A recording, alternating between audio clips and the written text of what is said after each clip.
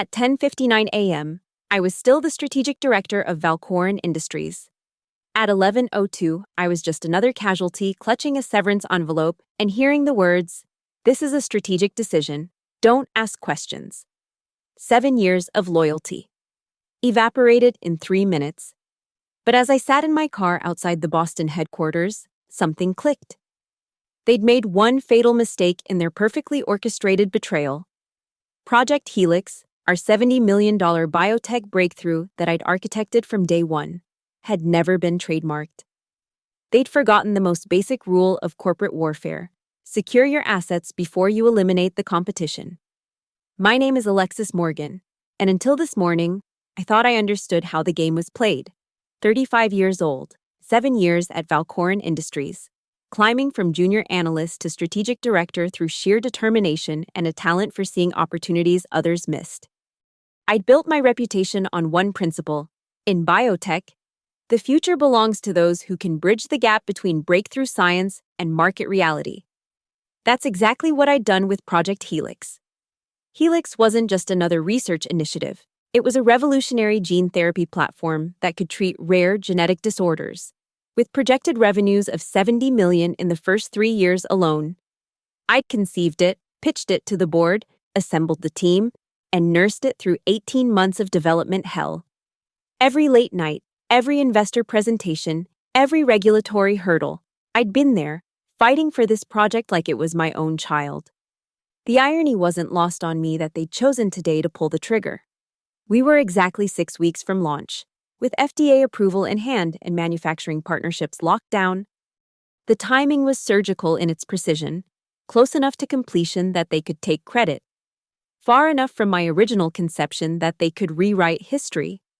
The meeting had been a masterclass in corporate execution. Daniel Holt, our CEO, had summoned me to his corner office overlooking Boston Harbor. His expression was practice neutral, the kind of face that had probably fired dozens of people over the years. Beside him sat Laura Beckett, our new general counsel who'd transferred from our New York office just 3 months ago. I should have seen that as the first red flag. "Alexis, we're restructuring the strategic division," Holt had said, not even offering me a seat. "Your position is being eliminated, effective immediately." No explanation, no discussion. Just the cold efficiency of a decision that had clearly been made weeks ago, maybe months. The severance package was generous, 6 months' salary plus benefits. But the message was clear: this wasn't about money. This was about erasing me from the equation entirely. As I walked through the lobby for the last time, badge already deactivated, I caught glimpses of my former colleagues. Some looked away, embarrassed. Others watched with the morbid fascination of people witnessing a car accident. Nobody said goodbye.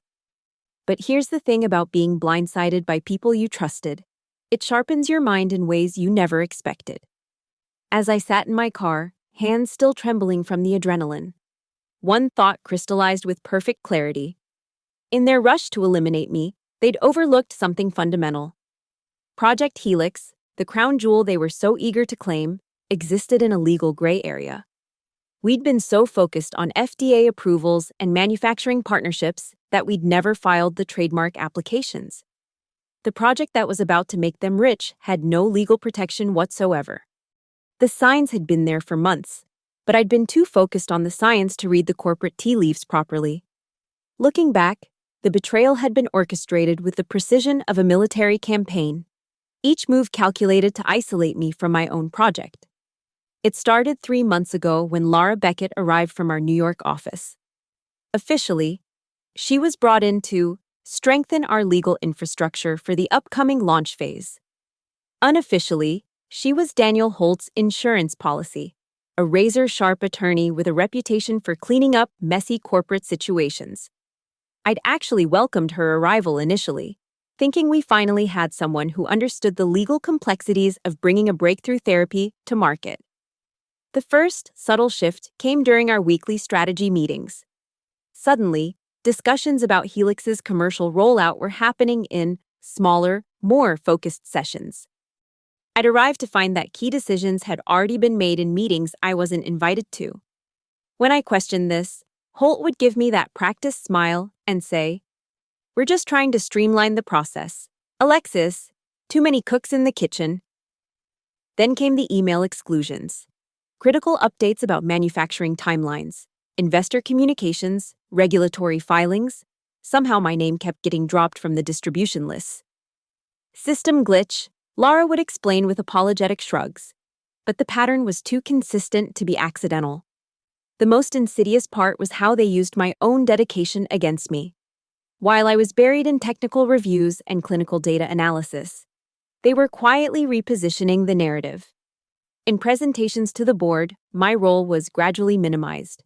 I went from being introduced as the architect of Project Helix to a key contributor to the Helix initiative to eventually just part of our strategic team.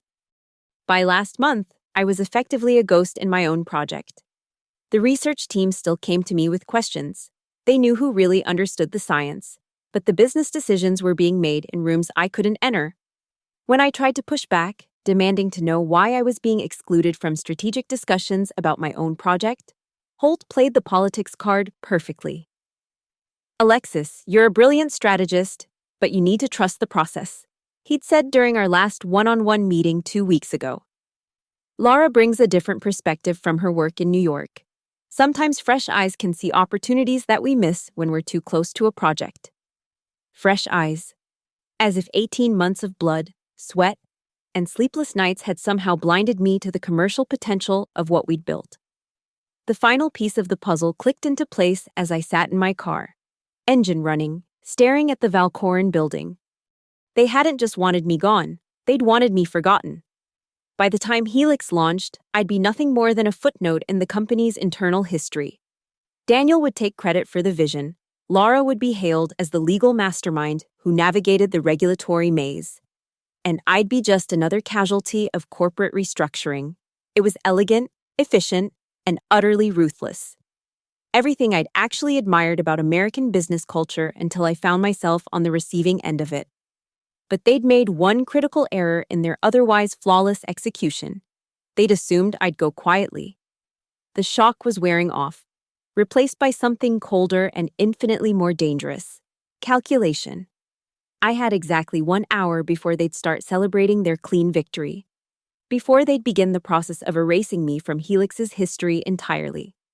1 hour to turn their perfect plan into their perfect nightmare. My hands were steadier now as I scrolled through my contacts, landing on Jennifer Clark. We'd worked together 2 years ago on a patent dispute involving one of our smaller acquisitions. She was a freelance IP attorney who specialized in the gray areas where corporate law got messy, exactly what I needed. Jennifer, it's Alexis Morgan from Valcorin. I need you to drop everything and help me with something urgent. Alexis, I thought you were launching that big gene therapy project. Shouldn't you be? I was fired an hour ago. Listen carefully. Project Helix, our $70 million flagship program, has no trademark protection. None. Can you confirm that for me? A pause. I could hear her fingers flying across the keyboard. Give me the exact project name and any variations you can think of. I rattled off every possible permutation. Helix, Project Helix, Helix Gene Therapy, Helix Therapeutics. Each search came back clean, not even a pending application. Alexis, there's literally nothing, not even a provisional filing. Are you sure about this? Positive. They were so focused on FDA approval and manufacturing partnerships that they never secured the intellectual property. How fast can we file? For a trademark? If you have everything ready, I can submit an expedited application within the hour. But Alexis, this is nuclear. If you're doing what I think you're doing, I'm doing exactly what they should have done months ago. I'm protecting an asset. The next 30 minutes were a blur of paperwork and legal maneuvering, while Daniel and Laura were probably toasting their successful coup with expensive scotch. I was setting up Alexis Morgan IP Holdings LLC through an online incorporation service. Simple, clean, and absolutely legal. Jennifer walked me through the trademark application process with the efficiency of someone who'd done this 1,000 times. We filed for the name Helix, the logo I'd designed, and even the specific branding elements I'd developed for the commercial rollout. Every piece of intellectual property that Valcorin had assumed they owned was now being claimed by a company that had existed for exactly 47 minutes. At 11:55 a.m., I uploaded the final documents. The application was submitted, complete with my signature as the authorized representative of the newly formed LLC. The filing fee was paid from my personal account, $350, that would soon be worth more than my entire severance package. At exactly noon, I received the confirmation email from the USPTO, trademark application submitted, priority date established, legal ownership claimed. The emotional roller coaster of the morning, shock, betrayal, anger, had crystallized into something pure and focused. I wasn't thinking about revenge anymore. I was thinking about business. Cold, calculating, utterly legal business. I sat in my car for another few minutes, watching my former colleagues walk past the windows of the building that had been my second home for 7 years. None of them knew that everything had just changed. None of them understood that the project they thought they'd stolen was now legally mine. The game wasn't over. It was just beginning, and I'd just changed the rules completely. The first tremor hit Valcorin's executive suite at 8:47 a.m. the next morning.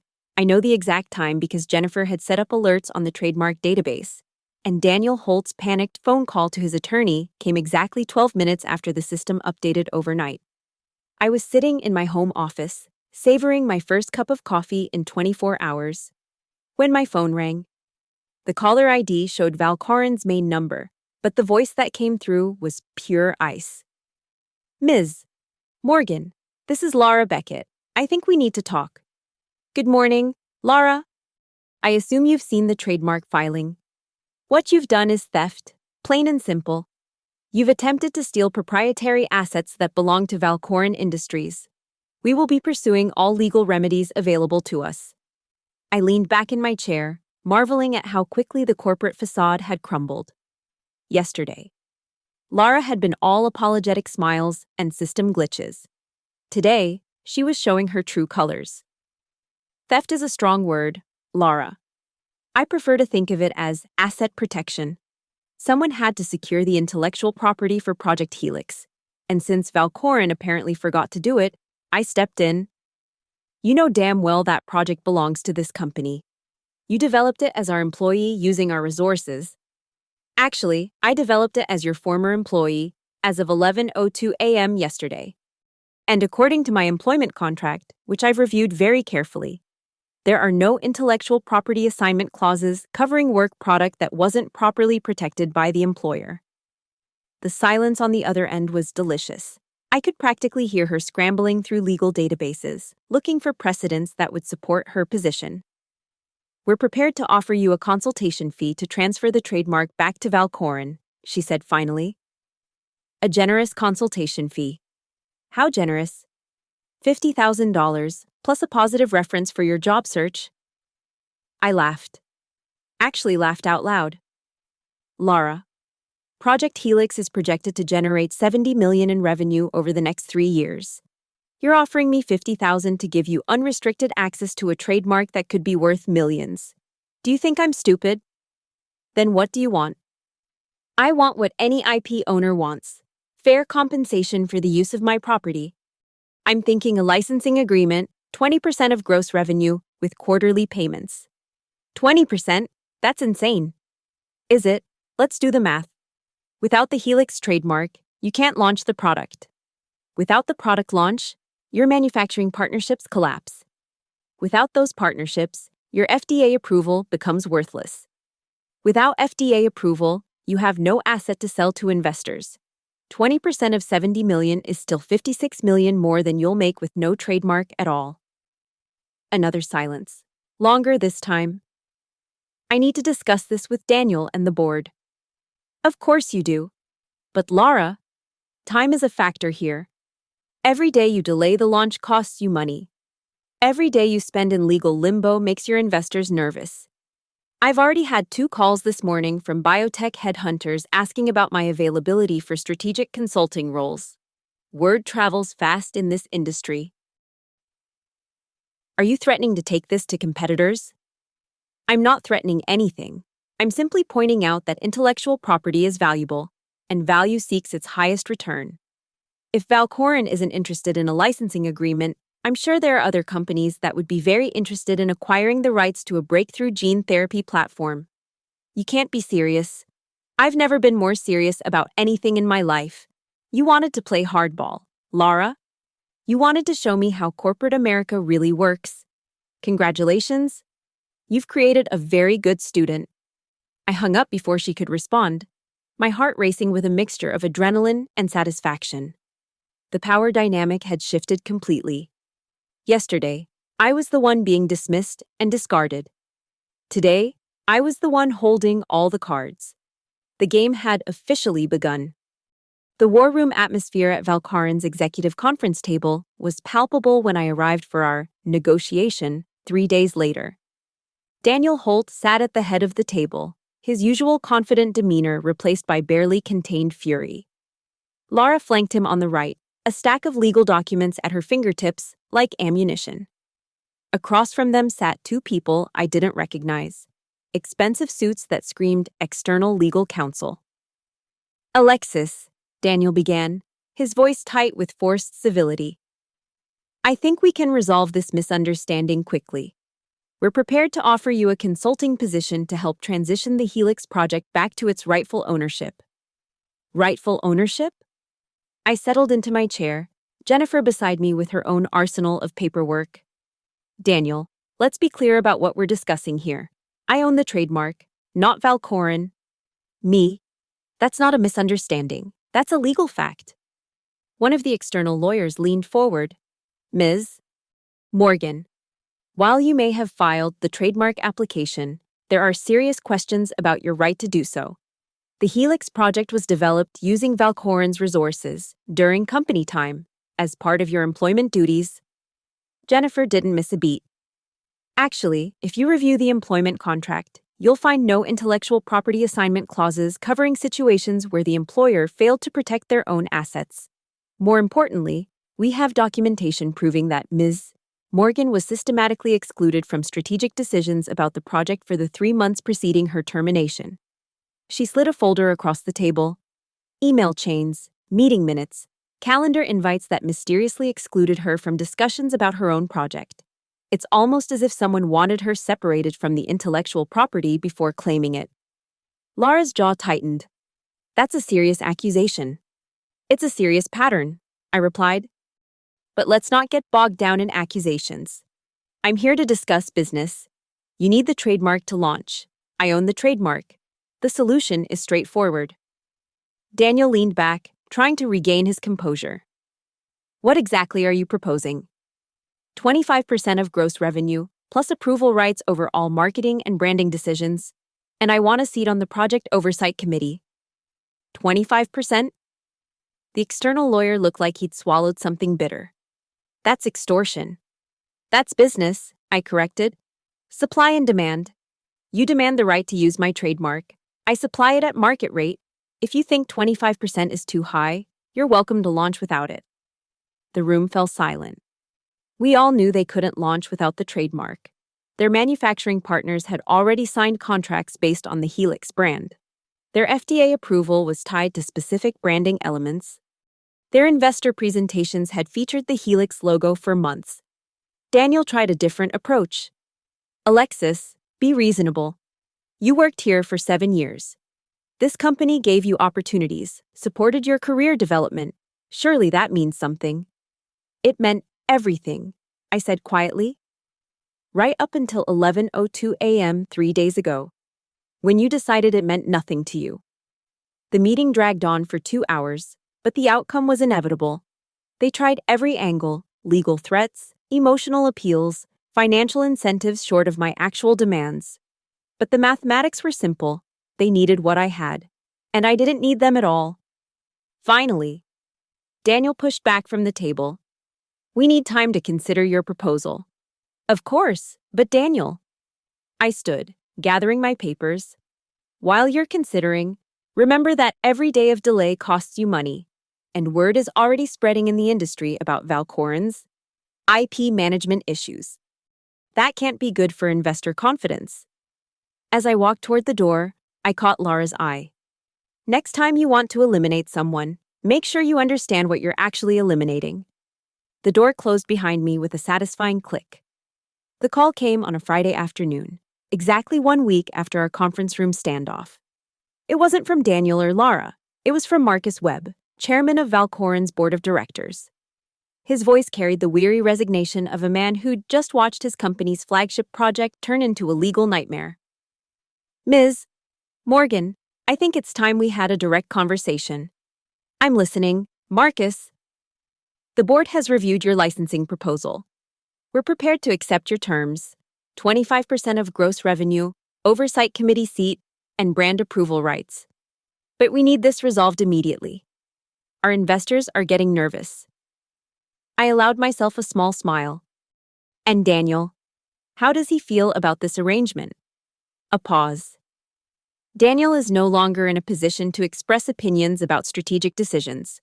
The board feels his handling of this situation demonstrated poor judgment in asset management. Translation: Daniel Holt had been thrown under the bus by his own board for losing control of their most valuable asset. The irony was perfect. The man who'd orchestrated my professional execution had just suffered his own. I'll need the settlement agreement in writing within 48 hours, I said. And Marcus? I want direct communication channels with Redwood Capital. If I'm going to be a stakeholder in this project, I need to understand the full investment landscape. That's unusual. Partners typically work through corporate channels. Partners who get maneuvered out of their own projects work through corporate channels. Partners who own the intellectual property work however they choose. The next phase moved with startling efficiency. Jennifer drafted a licensing agreement that was ironclad. No termination clauses, no buyout options, no legal loopholes that could be exploited later.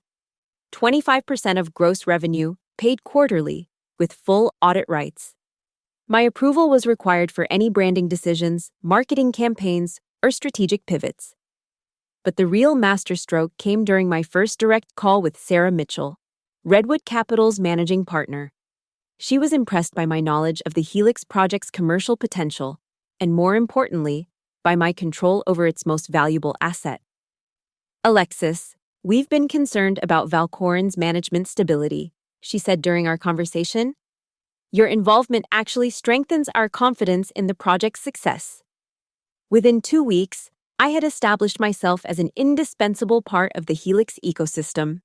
Redwood insisted that I be included in all major strategic discussions. The research team, who had always respected my scientific judgment, now looked to me for guidance on commercial applications. Even the manufacturing partners requested my input on production timelines. Daniel's replacement, an interim CEO named Robert Hayes, was smart enough to recognize the new reality. During our first meeting, he was refreshingly direct. Alexis, I'm not going to pretend this situation is ideal from a corporate governance perspective. But you're here, you own what we need. And you understand this project better than anyone. How do we make this work? We make it work by acknowledging that some partnerships are born from necessity rather than choice, I replied. But that doesn't mean they can't be profitable for everyone involved. Laura, meanwhile, had grown increasingly isolated. Her power play had backfired spectacularly, and she was now viewed by the board as a liability. She submitted her resignation 3 weeks after our final confrontation, citing strategic differences with management direction. As I walked through the Valcoran offices for the first time since my termination, I felt a strange mix of satisfaction and melancholy. The building looked the same, but everything had changed. I was no longer an employee who could be discarded. I was a partner who held the keys to their future. The revenge was complete, but it had transformed into something more valuable: absolute control. 6 months later, I stood in my new corner office overlooking Boston Harbor, ironically, the same view Daniel Holt had enjoyed during his reign. The irony wasn't lost on me that Valcoran had offered me this space as part of our strategic partnership agreement. What they called partnership, I called poetic justice. The first quarterly licensing payment had arrived right on schedule, $4.2 million, representing 25% of Helix's initial revenue. The product launch had exceeded all projections, with pre-orders flooding in from medical centers across North America. Every pill bottle, every marketing brochure, every press release bore the Helix trademark, my trademark, generating revenue that flowed directly into Alexis Morgan IP Holdings LLC. But the real victory wasn't financial. It was the phone call that came that morning from Dr. Elizabeth Brennan, Chief Scientific Officer at Genomic Solutions in Zurich. They wanted to discuss licensing the Helix brand for European markets. Then there was the inquiry from Tokyo Biotech about Asian distribution rights. My little one-person IP company was suddenly fielding international expansion opportunities that Valcorin had never imagined. I'd built something that transcended revenge. I'd created a business empire from the ashes of corporate betrayal. The final piece of the puzzle fell into place when Robert Hayes knocked on my office door that afternoon. His expression was carefully neutral, but I could read the numbers behind his eyes. Alexis, the board has asked me to discuss a proposition with you. We'd like to explore the possibility of Valcorin acquiring full rights to the Helix trademark. At what price? $50 million. Cash. I leaned back in my chair, Daniel's old chair, and considered the offer. $50 million would set me up for life. But it would also end the most satisfying business relationship I'd ever had. Robert, I appreciate the offer, but I'm not interested in selling. The licensing arrangement is working beautifully for everyone involved. Why would I want to change that? Because you've proven your point. You've shown that you can't be discarded and forgotten. You've built something remarkable from what should have been a devastating setback. He was right. Of course, I had proven my point. But the lesson wasn't just for them, it was for me.